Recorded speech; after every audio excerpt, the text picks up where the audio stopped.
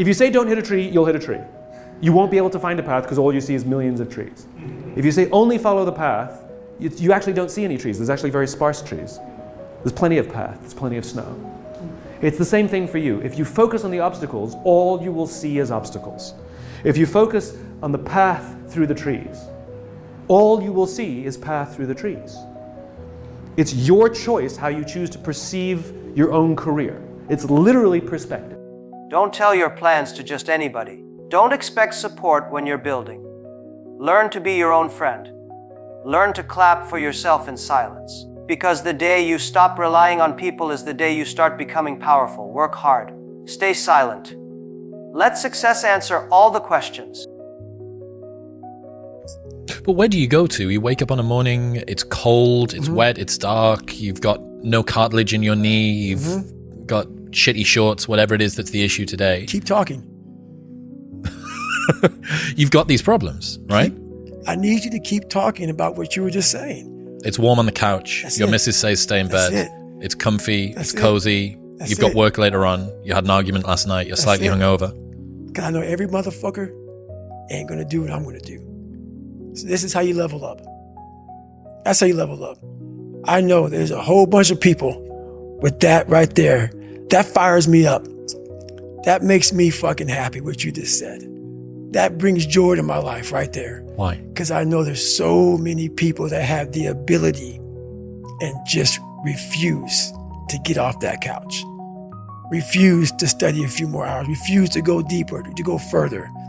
And that's where I gain the advantage.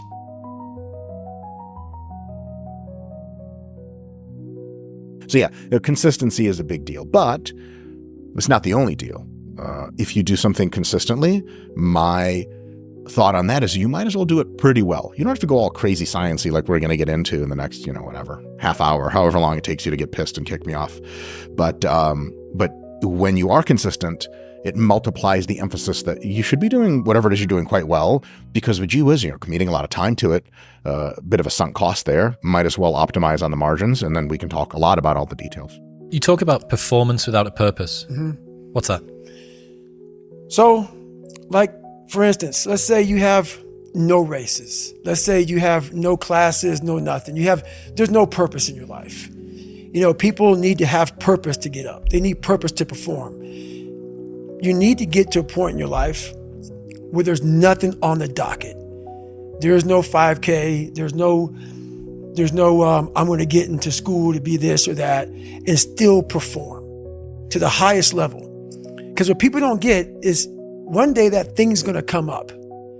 And if you're not constantly performing without purpose, you're not going to be ready when the time comes. It's this magical thing, purpose, that we're all looking for. But what's funny about it all is that we need these things to perform. But we don't take a second to realize the purpose is always there. The purpose never leaves us because the very purpose is you. You are always the purpose. There may be another purpose, like being a SEAL or going to college or whatever, but the main purpose in life is you. So if you wake up in the morning and you don't want to do something, you don't care enough about yourself. And that's what you need to really research is, man, why am I not doing this for myself? Because that is the number one purpose in life, is to better oneself. So that's the only purpose I fucking need. So the reason I get up every day, even though there's no race or there's no school, or there's nothing in front of me, is because I have pride in myself.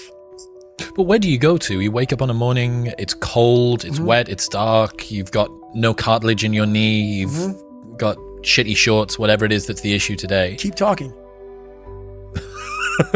You've got these problems, right?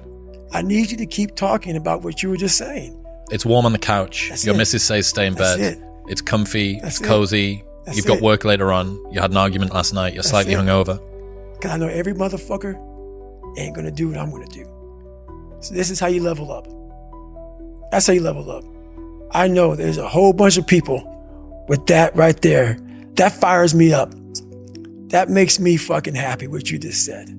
That brings joy to my life right there. Why? Because I know there's so many people that have the ability and just refuse to get off that couch, refuse to study a few more hours, refuse to go deeper, to go further.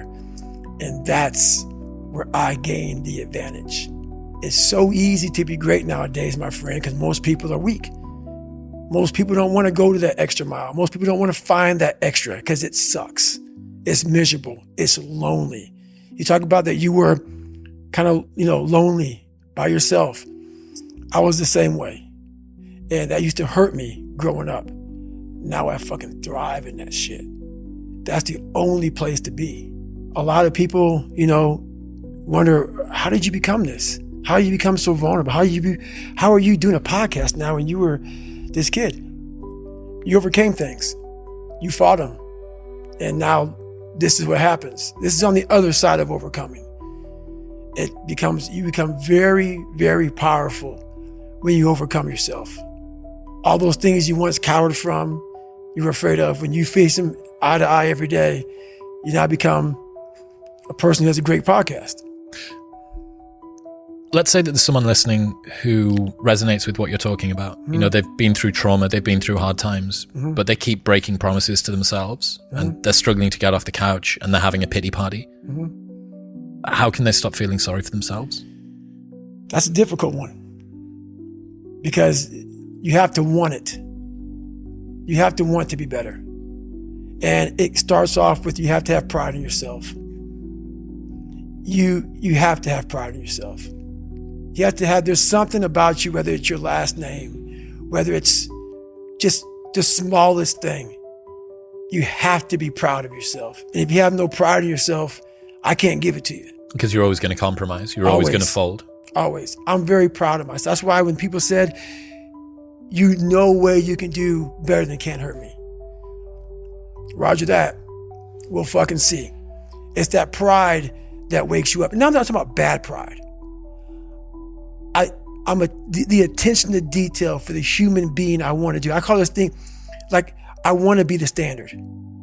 I want to be that guy. Like, every place I went in the military, there was this ethos about how this place is, how we're going to live, how we're going to represent ourselves. And I walked around and I saw that most people didn't live up to that ethos.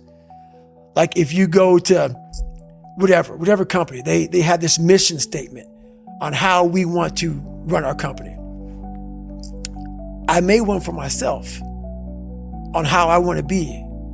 And that is why, if people can make up a mission statement, an ethos in which they want to live by, and every morning you wake up, you hold yourself accountable to that mission, not a company's, your own. Make up your own mission statement. What do you want to be in life?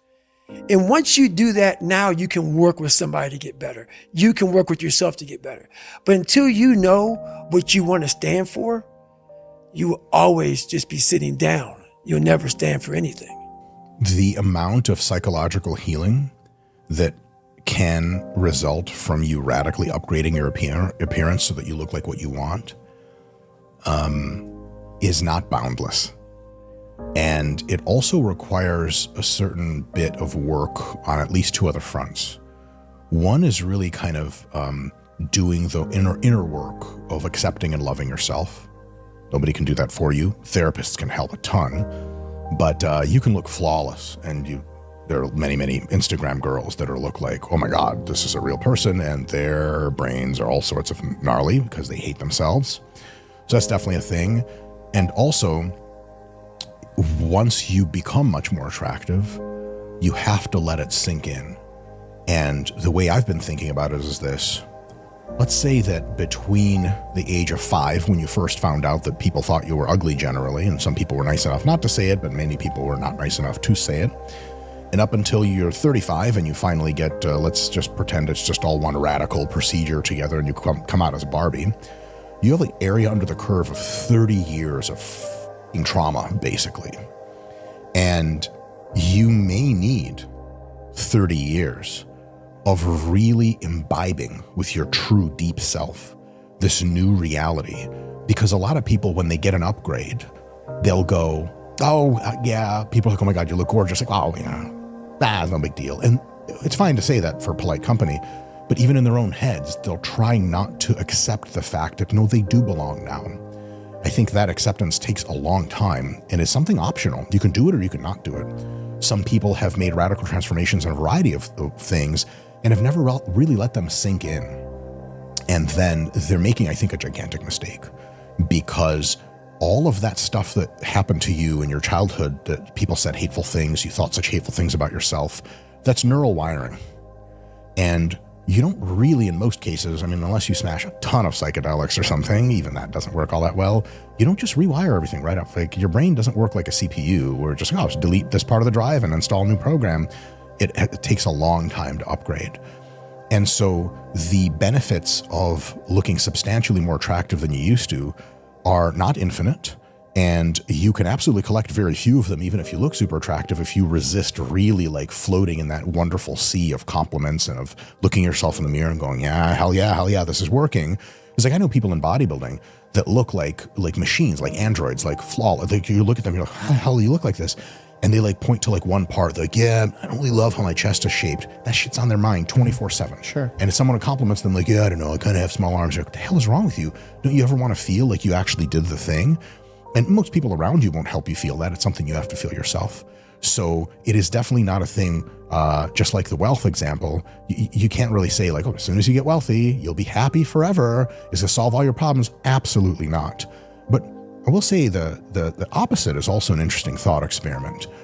If you're like, well, you know, people who lose limbs are statistically roughly as happy after, say, years of agony of trying to accept the fact that they don't have a limb anymore, by the way, that as the rest of us, that's totally true.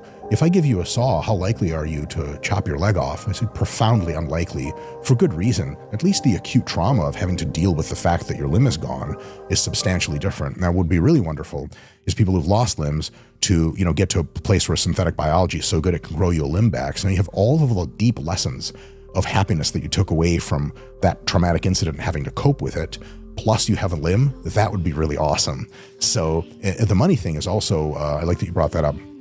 So it turns out my last look at the data, it looks like the relationship between money and happiness is roughly linear and a very steep slope up until you get to like whatever, $70,000 roughly, blah, blah, blah. Let's call it $100,000, inflation adjusted, etc. Because like basic needs met and you have enough money for entertainment, you don't feel super constrained anymore.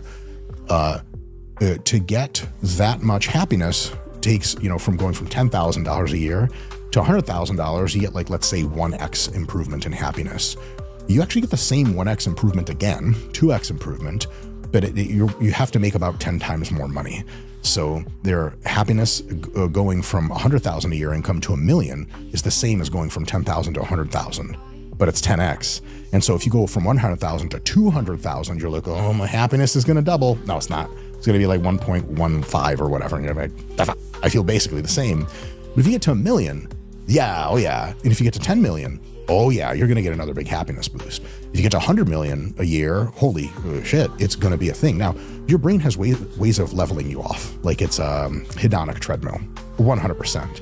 But there is also another perspective I think is super, super important here. When you're telling people that becoming more attractive won't make you happier,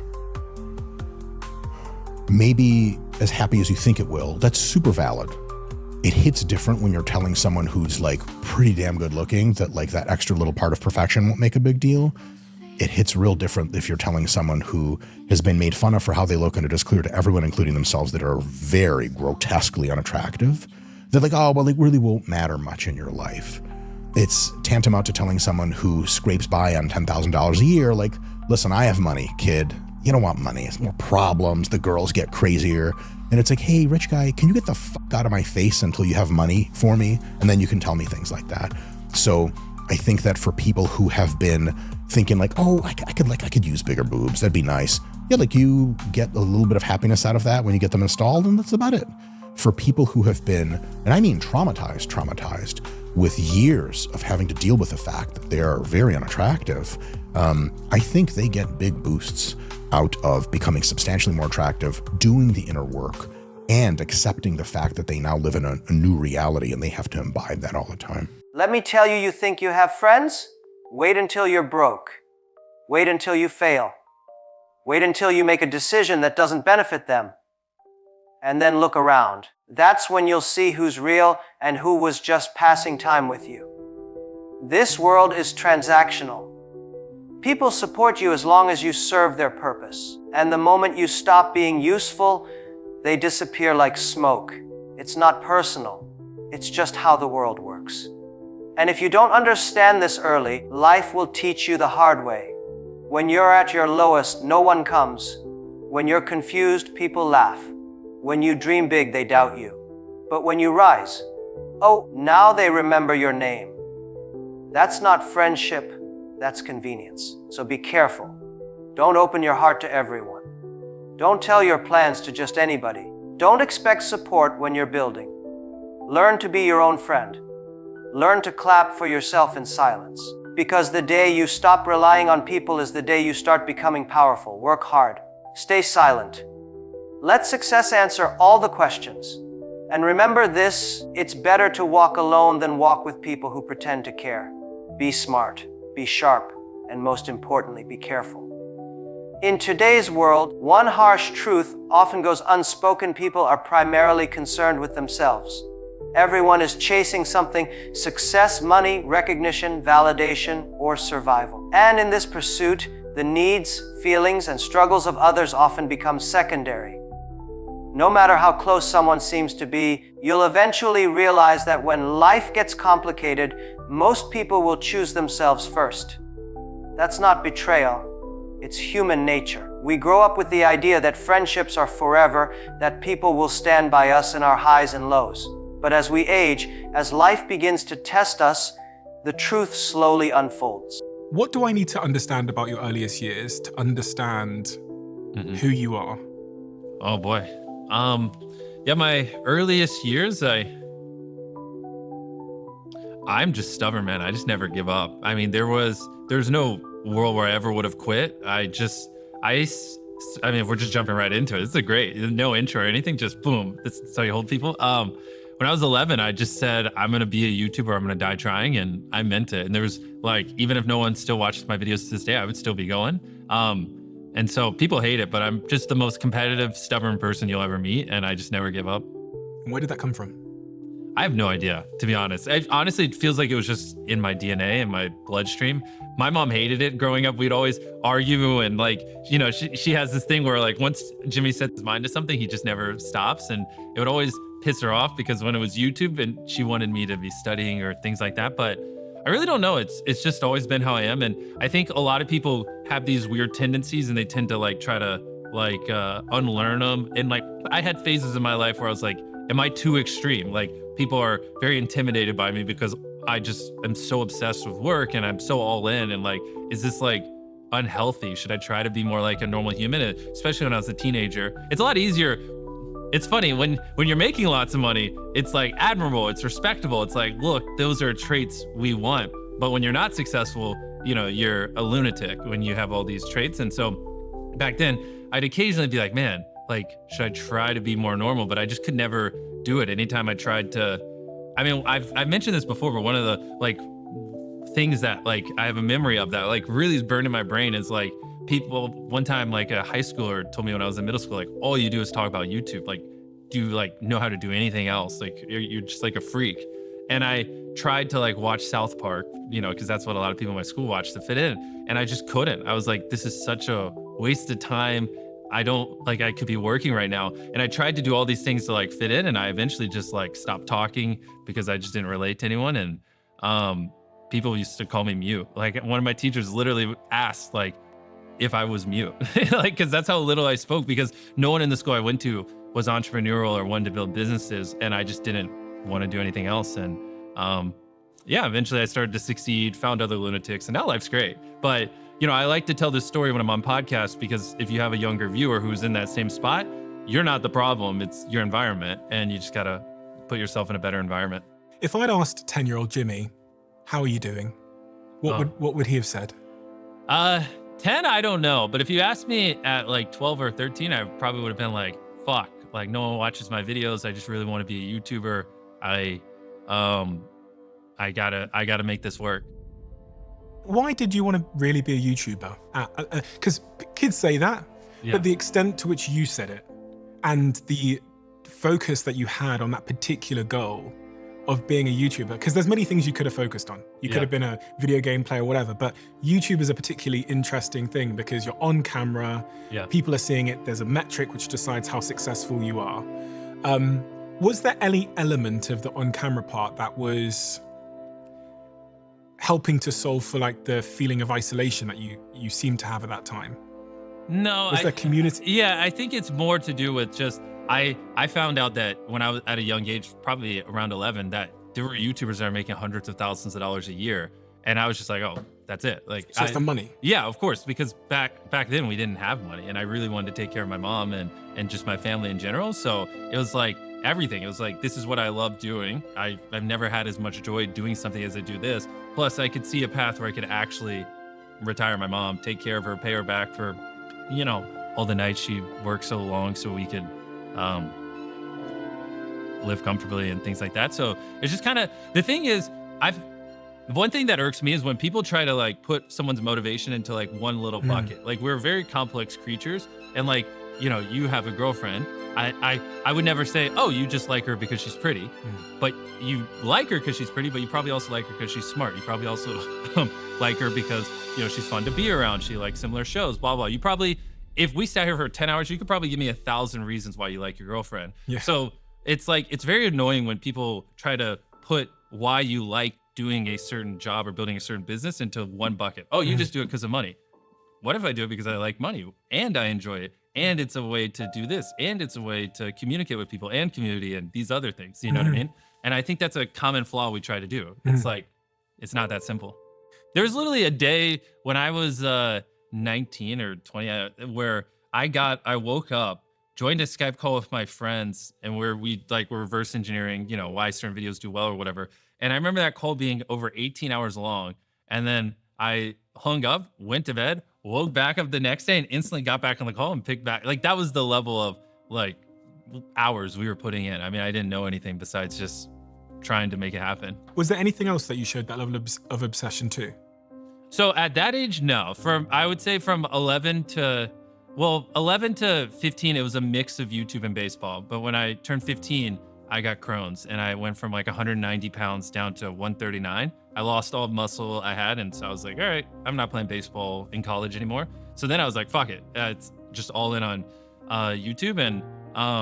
And then up until really Feastables, it was basically just YouTube. Versus whatever, I never thought I would find like this kind of love for building. I thought it was specifically video making, but I have found over like the last 2 or 3 years, just in general, I just enjoy entrepreneurship, and I've been really deeply loving getting like obsessed with Feastables and other things. And so, which was very weird. Like, when I first started a chocolate company, it was like kind of a side thing, but the more I started to work on it, I got a lot of the same highs I got when I was making videos, just in different ways.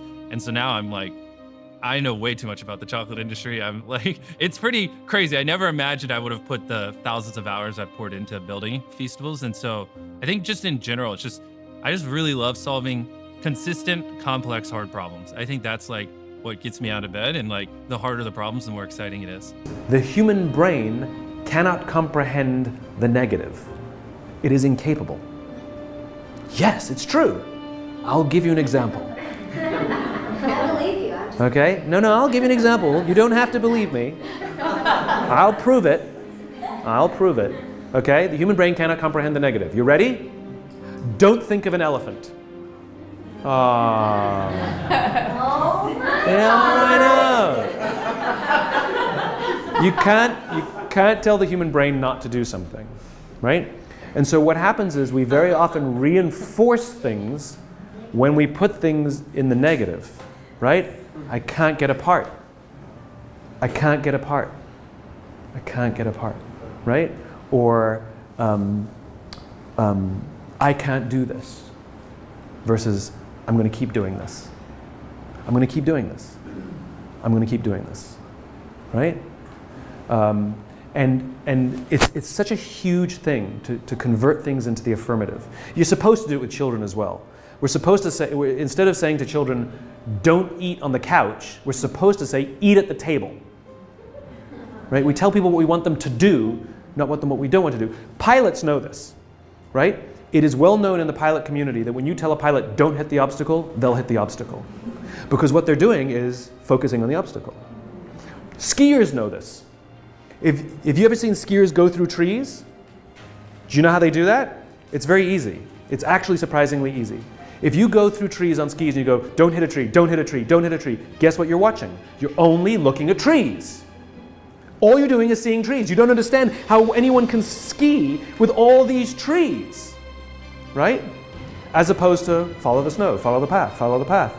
The only thing you see is the path. Skiers know this. If you say don't hit a tree, you'll hit a tree. You won't be able to find a path because all you see is millions of trees. If you say only follow the path, you actually don't see any trees. There's actually very sparse trees. There's plenty of path, there's plenty of snow. It's the same thing for you. If you focus on the obstacles, all you will see is obstacles. If you focus on the path through the trees, all you will see is path through the trees. It's your choice how you choose to perceive your own career. It's literally perspective.